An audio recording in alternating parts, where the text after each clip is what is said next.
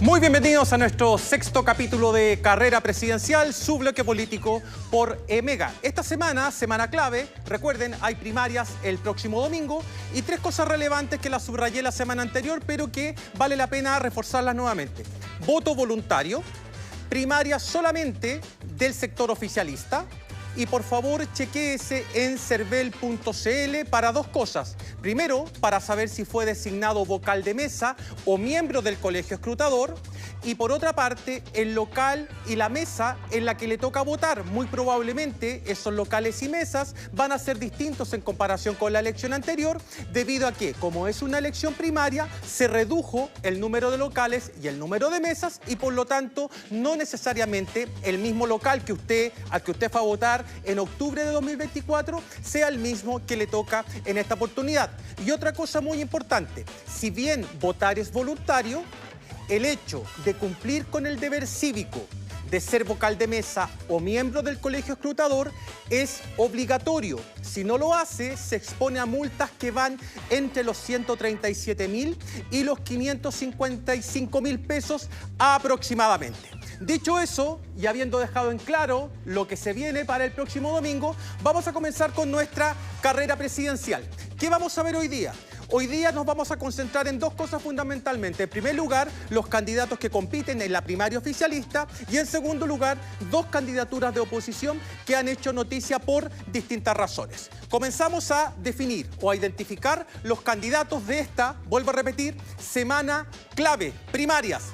Veamos por el lado oficialista cuáles van a ser las cartas que vamos a considerar para este análisis. Las voy a incluir todas. Carolina Toá, Janet Jara, Gonzalo Vinter y Jaime Mulet.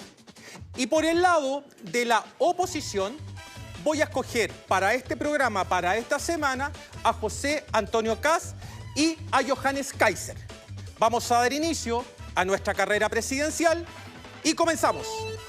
Carolina Toá, Socialismo Democrático, siempre hago la distinción de los partidos que acompañan a cada candidato. Janet Jara, Partido Comunista y Acción Humanista. Gonzalo Vinter, por el Frente Amplio. Jaime Mulet, por la Federación Regionalista Verde Social. Oficialismo. Oposición, José Antonio Kast, Partido Republicano, y Johannes Kaiser del Partido Nacional Libertario. Ahí tenemos entonces 6 candidatos y nos vamos a concentrar en dos etapas. Primero, los candidatos del oficialismo y en segundo lugar voy a analizar estas dos candidaturas de oposición.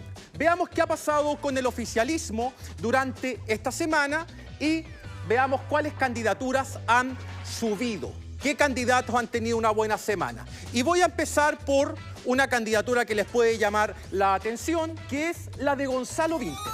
¿Por qué le vamos a dar un punto a Gonzalo Vinter en esta semana? Por varias cosas.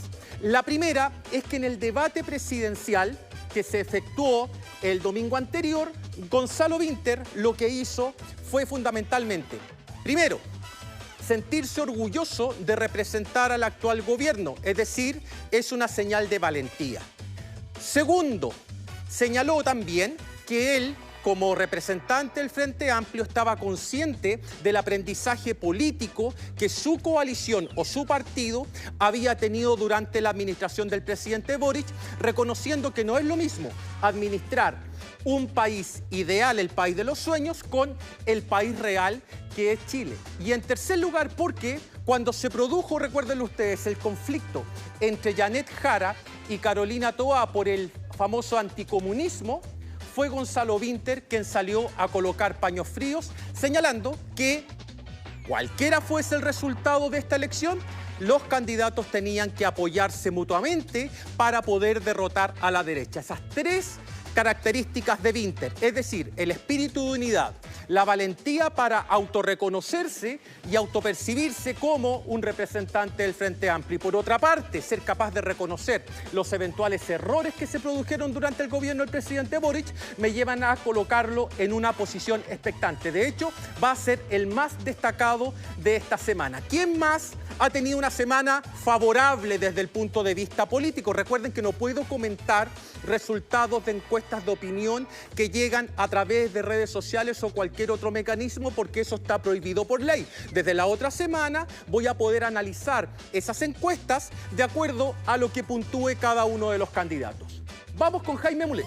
¿Por qué coloco a Jaime Mulet en el sentido de avanzar, de progresar en esta carrera? No estoy diciendo que necesariamente vaya a ser una candidatura competitiva el próximo domingo, pero sí ha marcado varios puntos. En primer lugar, ha reforzado la idea de un Chile regionalista e incluso descentralizado. En segundo lugar, no ha entrado al debate político más duro con Carolina Toá y con Janet Jara, posicionándose como una candidatura que está por sobre ese nivel de conflicto político. Tercero, Jaime Mulet ha reconocido que ha pasado por la democracia cristiana, por el PRI y que posteriormente creó esta Federación Regionalista Verde Social. Y en cuarto lugar, porque en el debate de la semana pasada, Jaime Mulet fue uno de los candidatos que hizo propuestas más concretas a nivel de desarrollo regional del país, a diferencia de los otros candidatos. Y dicho sea de paso, a lo mejor Jaime Mulet no gana la primaria, pero sí va a quedar muy bien aspectado para competir por un cupo senatorial por la región de Atacama. Anoten esto, Jaime Mulet es de la región de Atacama y no sería tan extraño que, dado que en esa región hay elecciones senatoriales, entonces Jaime Mulet se presente como candidato. Va a tener al frente a Sofía Cid, diputada que en su momento fue Renovación Nacional y que ahora está con Republicanos de la mano de José Antonio Kast, y por otra parte a las candidaturas incumbentes, entre ellas la de Yasna Proboste. Pero ha sido una muy buena semana para Mulet y también para Vinter. Vamos a las candidaturas que han tenido mayores problemas dentro del oficialismo. Y acá vamos a señalar que, entre otras cosas, Carolina Toá ha sufrido un descenso. ¿Un descenso en qué sentido? En varios aspectos. En el primero, de acuerdo a las encuestas a las que hemos tenido acceso previo a la veda, Carolina Toá se ha estancado o ha disminuido sus apoyos a nivel de opinión pública. En segundo lugar, no ha sido capaz, por lo menos en el último debate, de colocar asuntos críticos relativos a la tensión que ella mostró con Jara. Durante la semana política no fue capaz de traducirlo en el debate presidencial. En tercer lugar, tampoco fue capaz de torear, provocar o tensionar con Jara y con Vinter respecto a los emplazamientos que ella hizo en el debate, o por lo menos no recibió el feedback de los otros candidatos que no quisieron entrar en un juego conflictivo con ella. Dado que Toá necesita del conflicto para marcar diferencias con los otros candidatos, me da la impresión de que el objetivo no se cumplió, por lo menos en el debate presidencial. Y en el caso de la ministra Jara, vamos a decir varias cosas. De la ex ministra Jara. Siempre digo ministra Jara, pero es la ex ministra Jara. Va a retroceder primero. ¿Por qué va a retroceder? Va a retroceder porque en ese debate presidencial no fue capaz de reconocer que Cuba era una dictadura. No hay ningún índice a nivel internacional que mida democracia, dictadura, régimen autoritario o como ustedes le quieran denominar, que asocia a Cuba con una democracia particular, una democracia defectuosa, una semidemocracia. No. En todos estos índices, Cuba sistemáticamente es clasificado como una dictadura, como un régimen autoritario. Y el hecho de que ella no lo reconozca como tal, me parece que nos lleva a una discusión que es basal en términos de compromiso democrático. Por lo tanto, va a retroceder ahí. Y segundo, ¿por qué retrocede también? Porque en el debate no fue capaz de responder una pregunta clave. Se le preguntó cuál iba a ser el primer decreto presidencial que iba a llevar a cabo una vez asumida como presidenta de la República, y no respondió la pregunta. Es decir, no se preparó de manera muy profesional para enfrentar un debate de estas características, y además tuvo un serio problema. Fíjense, a Toá le preguntó por ciencia y tecnología cuando llegó el momento de la interpelación. Y ese puede ser un tema relevante, pero no es un tema que tensione. A Gonzalo Vinter le preguntó sobre economía rural. y a Jaime Mulet le preguntó sobre animales, es decir, o derechos de los animales. Las tres cuestiones son relevantes, no estoy diciendo que no. Pero para una elección primaria, lo que uno esperaría es que los candidatos se enfrenten proyectos políticos y que esto no sea un acto de relación pública. Por lo tanto, queda Jara detenida ahí, retrocedió un par de escalones. Esto no significa ni estoy pronosticando que vaya a perder la primaria, solo estoy evaluando la semana política de los candidatos. Ahí están entonces las cuatro figuras del oficialismo, se están moviendo, tenemos dos que aumentaron, que subieron, que hicieron una buena semana y dos que tuvieron una semana un poco más complicada.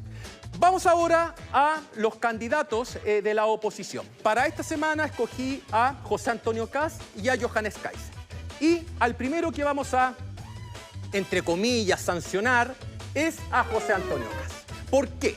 Porque José Antonio Kast en el último encuentro de ENELA, que es un encuentro de agricultores empresarios de la región de la Araucanía, no respetó las normas del debate, se le tuvo que apagar el micrófono y adicionalmente no entendió que el tiempo acordado para ese debate, para su intervención, estaba definido previamente por las reglas del juego que él mismo había aceptado. Ya pasó el momento, Kast, de ser una figura rupturista o un candidato distinto que apareció desde la derecha radical, transformándose en una figura competitiva. Llegó el momento en que él debiese demostrar que está preparado para ser jefe de Estado. Y un jefe de Estado lo primero que tiene que hacer es respetar las reglas del juego democrático. En consecuencia, ahí tenemos un retroceso de Kast que incluso me llevan a pensar en un trompo. Es decir, si un candidato presidencial no es capaz de respetar esas reglas, entonces se merece un derrape o un trompo. Pero al mismo tiempo, y esta es la gran contradicción de esta semana en José Antonio Kast, él también tuvo un alza o un punto a favor, que es el siguiente. Fichó dentro de su comando a Rodolfo Carter. Rodolfo Carter, uno de los principales voceros de Kast en materia de seguridad pública y también de lucha contra el narcotráfico, se convierte en uno de los voceros más importantes y creíbles de su campaña. Chile Vamos se lo farreó a Rodolfo Carter, se sumó al comando de José Antonio Kast y por lo tanto le va a dar una vitalidad local, porque Carter fue alcalde de la Florida, que bien podría representar un nuevo rearme en el comando de Kast y adicionalmente algo muy importante. Es el primer fichaje que viene de Chile Vamos, que migra hacia Republicanos y que se presenta como la gran posibilidad de arrastrar a otros a tomar la misma decisión. Es muy probable, por ejemplo, que el alcalde actual de la Florida, al que apoyó Carter, tome la misma posición y decida avanzar o trasladarse de Chile Vamos hacia Republicanos. Mucho ojo con eso. Y por último nos queda Johannes Kaiser, que lo hemos criticado en bastantes oportunidades, producto no solo de que ha retrocedido en las encuestas de opinión, sino porque también ha tenido posturas dubitativas respecto a si va a seguir o no va a seguir como candidato presidencial.